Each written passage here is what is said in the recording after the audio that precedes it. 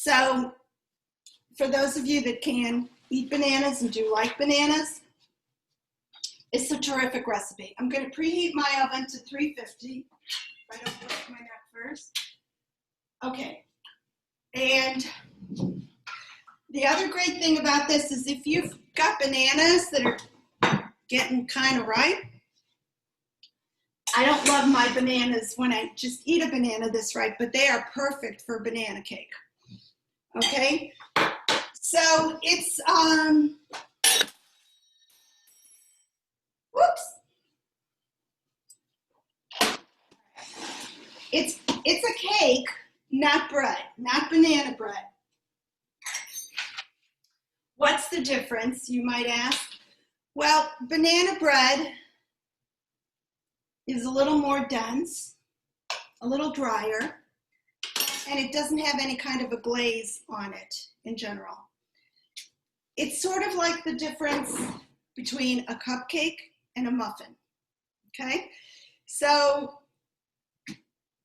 that's why I was very insistent that it's called banana cake. Murray calls it round banana cake because I kept telling him it's round, it's not in a loaf pan. But here at the Cohen household, we just call it banana cake.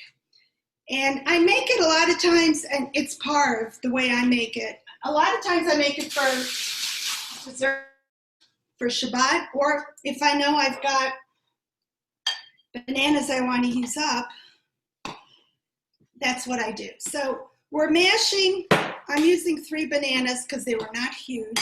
You need between 2 and 3 bananas. And I'm using a potato masher to mash them to get them ready. Basically, you're doing wet and dry ingredients. So I'm just getting these. I wanted you to see how easy it was to do that. And you just do it until it's sort of a wet paste. Okay, I've got my flour here. We're going to get our dry ingredients together. And to that, I'm going to add a 1/4 teaspoon of baking soda. Now, I'm adding this now instead of doing it ahead. You saw I did a lot of stuff ahead. Because if you've got baking soda and baking powder and salt and flour together and you add it and then let it sit for 2-3 hours, the chemical reaction that happens kind of happens too early. You want it to happen with your baking and do what it's supposed to do, which is kind of leaven it. So I don't mix the baking soda, baking powder, salt into the flour until I'm ready to make what I'm making. So we have a 1/4 teaspoon baking soda. Now we're adding a 1/2 teaspoon of baking powder. And we're going to add a 1/2 teaspoon of salt. So that's our dry ingredients. They're sitting for a few minutes. That they can handle. I'm going to get my pan ready, so when I've got my batter ready to go, it's ready to go. I just use a round 9-inch pan, but I use an 8-inch piece of parchment. I have 9-inch pieces of parchment, but they just kind of curl up on the ends, and it just doesn't work as well as 8-inch. So you can, this is like a bag of 24, it's like $5.99 on Amazon. You can get this at cake supply stores, or you can just order it. So I take my pan, I spray around the rim, and then I just spray a squiggly line and put the parchment paper down. Okay, that's all you have to do for your pan.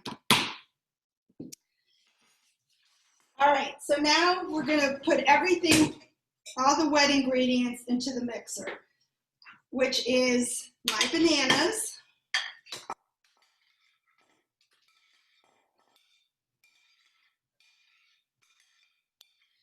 Murray, I hope your throat's not closing up just watching this.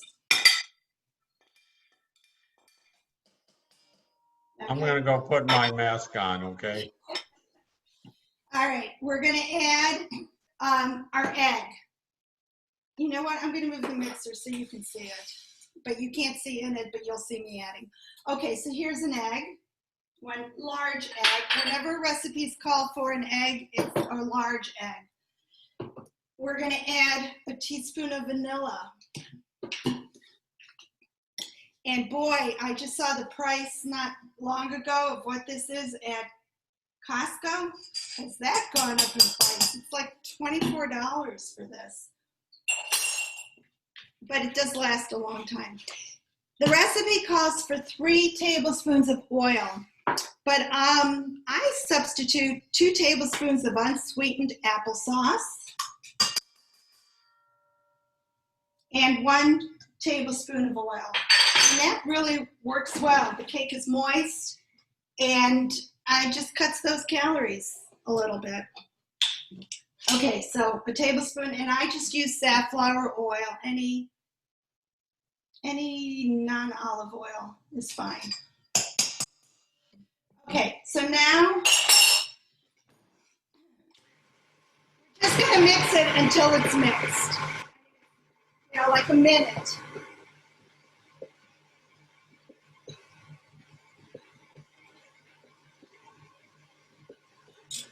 Can you use artificial vanilla? Well, that's up to you. I mean, you know, I don't see why not, but you know, vanilla lasts a long time because vanilla is actually quite bitter. So recipes generally don't call for very much vanilla. So, you know, if you can invest in real vanilla, I don't like using imitation anything if I don't have to. Okay, so now we're going to add our dry ingredients, which is the flour, baking soda, baking powder, salt, into our wet ingredients. And we're just going to mix it until it's combined.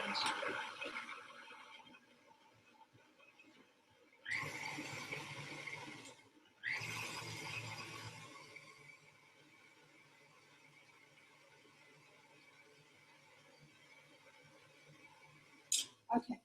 And then I do something that the original recipe did not call for, but why it didn't, I don't know, because it's so wonderful in here. I add chocolate chips, and these are Parve chocolate chips. If you want to make this, you know, not Parve, you can use dairy chocolate chips, but the Parve ones work great. So you just do this until it's incorporated. How about using frozen bananas? Oh, I forgot to add my sugar. See that? Okay, we're going to do this one more time. You could use frozen bananas.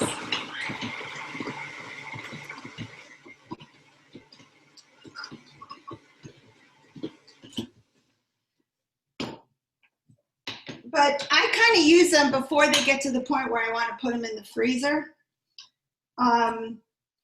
It's easier to mash them up. I don't know. They just, I think it would be fine, but I prefer using fresh, since you asked. Okay, so now we're going to take our cake pan, which we've prepared, and we're just going to put it right in there.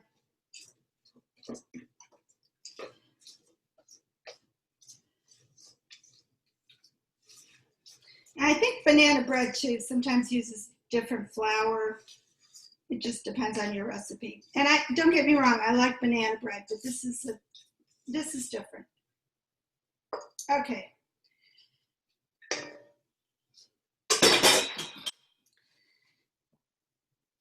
So I just kind of slam it on the counter to get any air bubbles or anything out of it.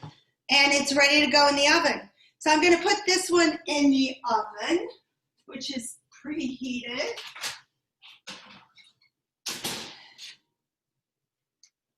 And it takes about a half hour, sometimes a little longer. You want the top of it to be golden, like this, okay? This is one I already baked.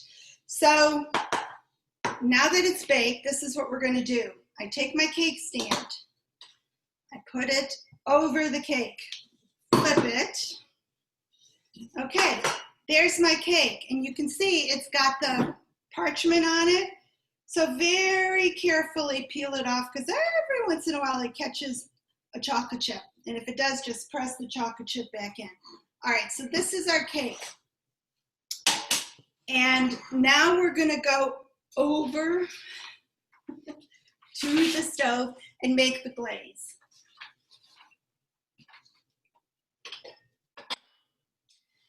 All right, so the glaze is what I've got in this little pan is a quarter cup of brown sugar, and I just use dark brown sugar. I have 2 teaspoons of Earth Balance vegan buttery sticks. Again, if you want to make this dairy, then go ahead and use butter. That's fine, but this keeps it par. And then I'm going to add 2 tablespoons of water. And we're just going to bring this again to a boil while we're stirring and let it bubble a little bit.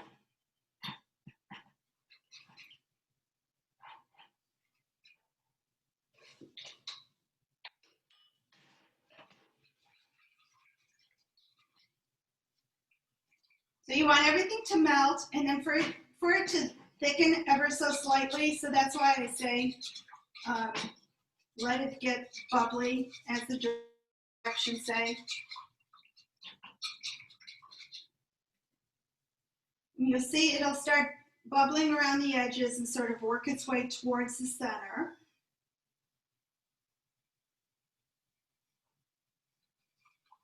Give her a stir.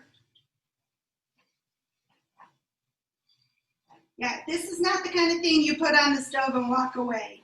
You're staying with it throughout the little cooking process. It's very quick.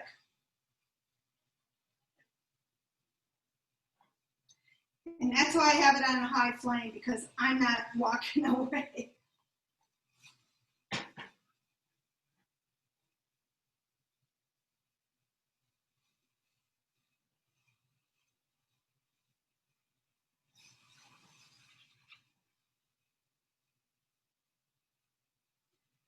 All right, a few more seconds, let it just get the boil kind of going. Okay, and we're good. So now we're going to move it off the heat, and we're going to add 2 tablespoons of coconut. Now, if you like nuts, you can add 2 tablespoons of chopped nuts, chopped roasted nuts, macadamia nuts, almonds. In fact, the first time I made it with macadamia nuts, but my family didn't like nuts at that time on their desserts, so I just make it plain. But you can add 2 tablespoons of nuts at this point. And now we're going to take it back to our cake, and we're going to glaze it. And what you do is you pour it. You really don't want it dripping over the sides, like this is. But if it does, it's fine. But we just spread it all over the top. Now, if I just baked the cake, I would let the cake cool for at least 20 minutes or so before I did this, preferably longer. But if you need your cake, do it then. Okie doke. All right. And then this kind of hardens a little bit, not really like a hard, but just it'll be thicker. And there's your glazed banana cake. Okay, so ready to go. All right, any questions on anything I've made so far? Chad, anything? No new questions. Okay, so because I like you guys so much, I added a bonus recipe for blueberry sauce, which we taped earlier so you could kind of see it. So Chad's going to show you that recipe now, and you can pull it off the chat, blueberry sauce. So go ahead and show that, and then we'll come back and I'll answer any questions. Okay. So I'm going to make the bonus recipe of blueberry sauce. We're going to take 2 cups of blueberries, which is basically a pint of blueberries, put it in our saucepan. We're going to add 2 tablespoons of water, which is also equivalent of an 1/8 cup of water. And we're going to add 2 tablespoons of sugar.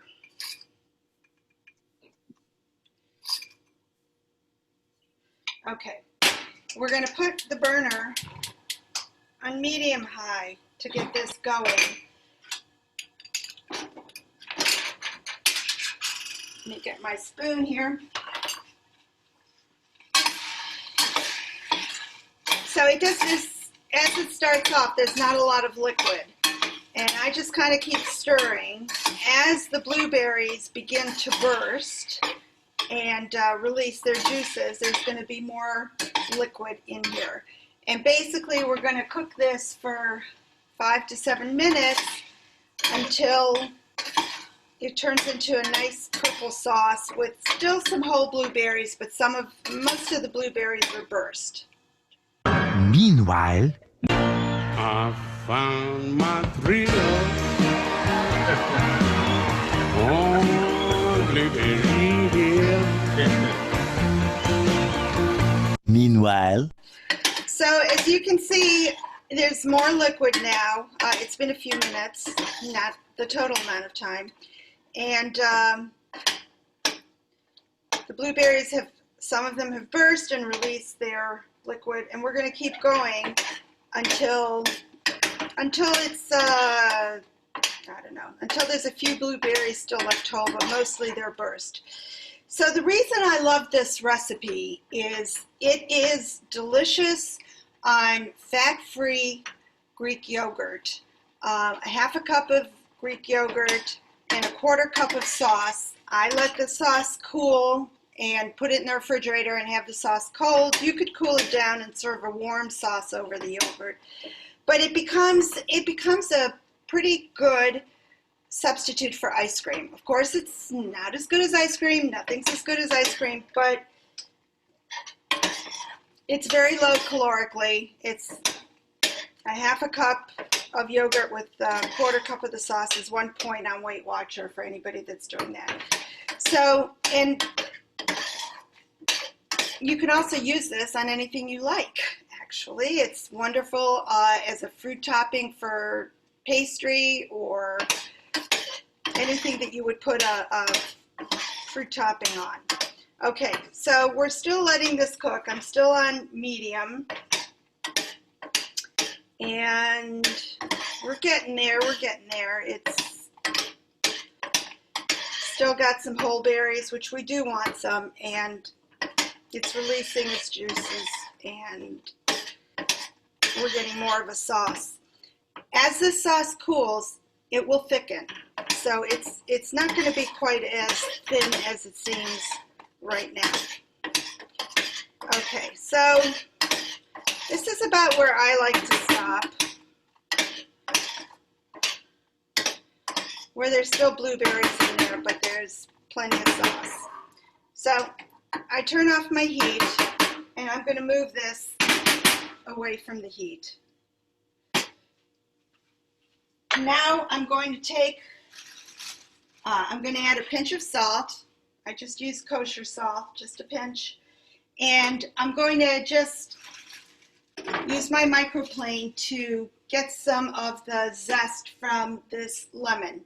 And it's important, as I think I mentioned earlier in the class, to just get the yellow and not get any of the white pith to avoid making this bitter. Okay, so we're just adding a little bit. I just do it right into the pan. I don't measure it. If you want to measure it, feel free. And then we need a half a teaspoon of lemon juice. So that I'm just going to do like this. That's a half a teaspoon, and drop it in there. Going to give this a stir. And that's it. What I like to do is just put it into a glass container. After it cools, I've got Pyrex glass containers that have lids, and then just pop it in my refrigerator, and it's there ready for me whenever I feel like having something sweet, like yogurt with blueberry sauce. a few moments later. So I wanted you to see what this looks like once everything's cooled and ready to go. So I've got half a cup of no-fat Greek yogurt in this pretty little dessert glass. This is what I like to store my blueberry sauce in. This has a lid that goes with it, so I keep it in the refrigerator. I just take the sauce. I don't even measure. I just do it till it looks yummy. And that's it. And you've got your low fat, low cal, sort of ice cream substitute. Okay, well, that's it. My daughter said, you can put it on oatmeal. I mean, the uses are endless, and it's kind of addicting. I go in waves where we're eating it all the time, and then I don't make it for like 6 weeks, and then it's like, oh, I'm gonna make blueberry sauce. So it's a good thing to have in your refrigerator. All right, are there any questions? We did a lot. There's some good suggestions for the blueberry sauce in the chat too. French toast or waffles. And pancakes. Yeah. Don't forget pancakes. And someone said fat-free plain Greek yogurt or flavored yogurt. You could. No, you want plain, and I buy the fat-free Greek yogurt plain. But hey, go crazy. Why not buy raspberry yogurt and put blueberry sauce? I mean, there's no rules except to make it the way it sounds good to you. So I hope you guys will try these recipes, and if you have questions at any time, good luck. No, you can get a hold of me, and I'll be happy to answer them, and that's it. All right, question. Can you use frozen blueberries? I've never tried that, so I don't see why not. And if you use frozen blueberries and know it works and things, go ahead. But I just use the fresh ones. Okay, well, thank you so much, Tova. And Chad, that stove cam was fantastic. You've taken it up again, another level. It's unbelievable. I haven't seen any of the rabbis' classes with a stove cam, so we're really way out there. There's a few things I learned today: that pith is bitter, that the Cohen family likes it spicy, that when you have a round cake, you can't call it round. And also, I had a few questions that just occurred to me, like where can you get your mother's spoon when you use the, so you have the right measure for the sour cream? And how is it that a Goya is kosher? Well, I can't answer the last one, but it's any soup spoon that you have will work. Okay. Well, we really appreciate the time and effort and the expertise that you've given us. So next week, we have an equally wonderful presentation by Hetty Milgram, and I hope you'll tune in, and we really enjoyed tonight. Thank you so much, and I guess that's it. All right. Happy cooking. Happy cooking. Okay. All right, who's coming over to clean my kitchen? We'll say